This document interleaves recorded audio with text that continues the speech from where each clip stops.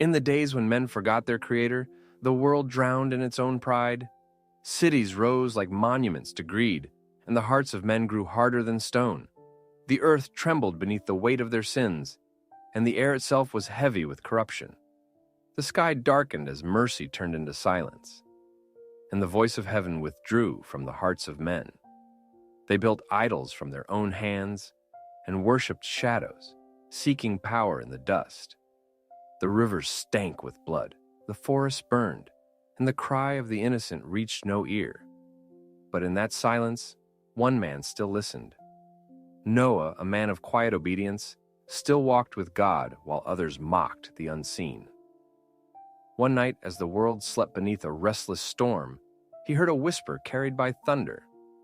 "Build an ark," said the voice, "for the rain will come, and the world will be cleansed." He did not question, he did not argue. He simply bowed his head, for faith begins where reason ends. At dawn he gathered wood. The first sound of his hammer struck the valley like a warning. Every blow echoed across the barren hills.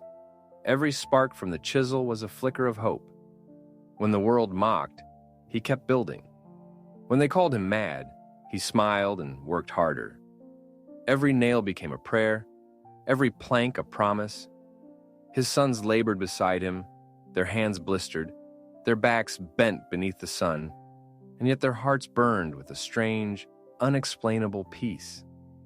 The people gathered to watch, laughing as the skeleton of the ark rose from the dust. They threw stones, they spat, they cursed the sky that Noah blessed.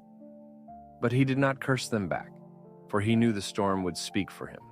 Day turned to night, night to day, and still he built. The wind carried the scent of rain, though no cloud could yet be seen. The fields cracked and split, and still he built. Faith became his rhythm, obedience his breath. Then came a tremor in the ground, faint but sure, like the heartbeat of a sleeping giant. The sky began to change slowly, subtly, turning from gold to gray. From mountains and deserts, from jungles and plains, life began to stir. The animals came in silence, drawn not by fear but by a command older than time itself. The lion and the lamb walked side by side. The hawk circled above the dove. Even the serpents slithered in peace.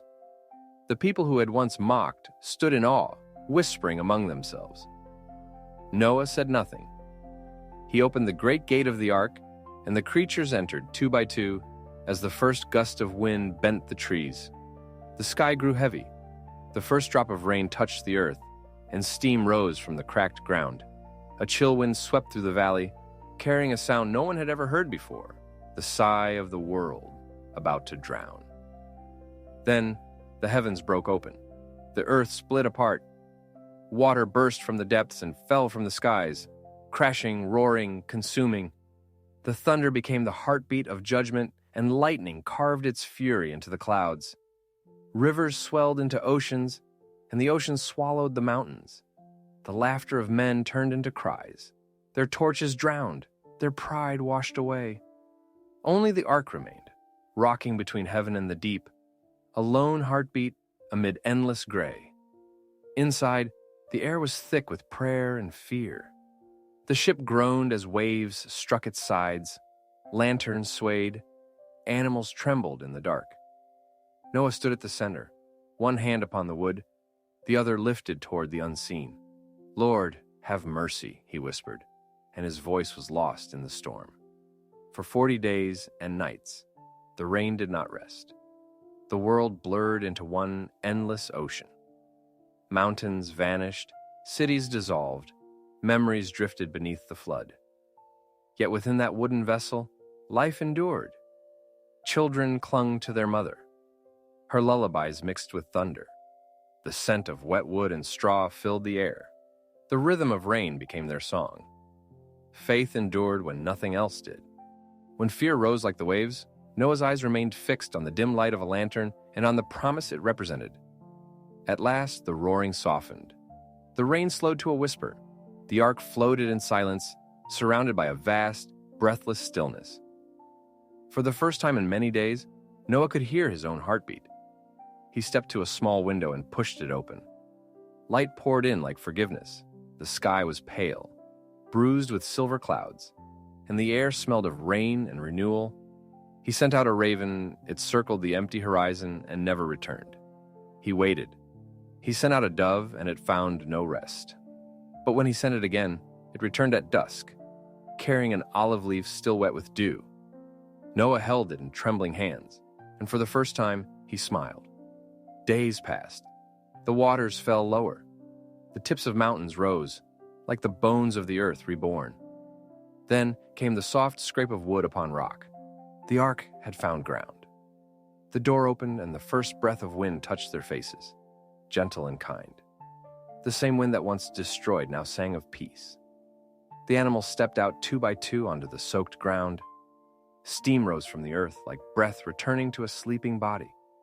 The air shimmered with a strange, holy quiet. The sound after thunder, the stillness after judgment. Children laughed as they chased the light across the puddles, their voices bright against the whispering wind.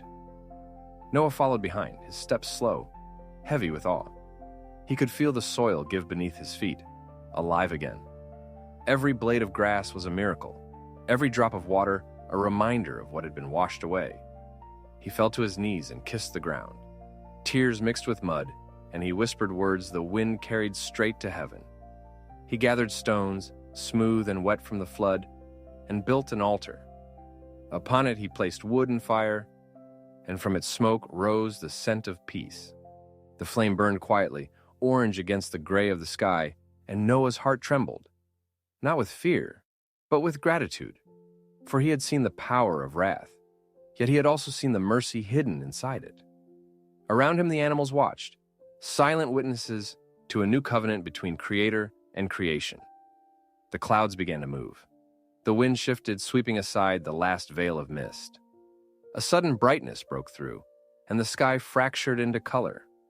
A bow of 7 hues stretched across the heavens, red, gold, green, blue, spanning from horizon to horizon. It shimmered like fire and water intertwined, a bridge of light between heaven and earth. And the voice of God spoke once more, not in thunder now, but in calm that filled the soul. Never again will I destroy the earth by water. This is my covenant with all life that breathes. Noah's breath caught in his throat. He looked up, and the colors of the rainbow glowed upon his face. His wife stood beside him. Their children pressed close, and for a moment all were silent, bound together by wonder. The storm had not come to end mankind, but to renew it. Through destruction had come cleansing. Through loss had come life. Noah understood then that mercy sometimes wears the face of a storm. He turned and gazed upon the ark, resting silent upon the mountain. Its wood was scarred, its sides cracked and worn, yet it stood like a monument to faith. It had carried them through chaos and into grace. He walked to its hull and laid his hand upon it, feeling the warmth of the sun upon the old timber. "Thank you," he whispered, not to the ship, but to the one who had given him the courage to build it when the sky was still clear. The wind rose again, gentle this time, carrying the scent of flowers newly awakened. Birds called across the valley. Streams sang as they ran through rock. The world was young again. The rainbow faded slowly, leaving only the golden light of afternoon. Noah lifted his eyes to the horizon where sea and sky met, and he smiled. He had seen death and life, anger and mercy, beginning and end. And he knew that they were all the same in the hands of the Creator. The flood had passed, but its meaning would remain forever. It was not wrath that had drowned the world, but love that had washed it clean. And as the last rays of sunlight touched the mountain and the ark cast its shadow across the reborn earth, the story of mankind began again. Generations would remember the flood not as the end, but as the beginning. The story of Noah became a torch carried through ages, a reminder that faith could outlast the fiercest storm. His sons built homes at the foot of the mountain, planting seeds in soil still wet with miracle. Rivers carved new paths through the valleys, and every sunrise painted the memory of mercy across the sky. In every whisper of rain, mankind would hear the echo of that covenant. Never again. Never again. As the years unfolded, children asked their fathers about the great ship upon the mountain. They would point to the horizon and speak of a man who built when no one believed, who trusted a voice louder than thunder. The ark became legend, then memory, then symbol, a monument not of survival but of faith. The wood aged and cracked, yet its shadow stretched across centuries. Kingdoms would rise and fall, but the lesson endured.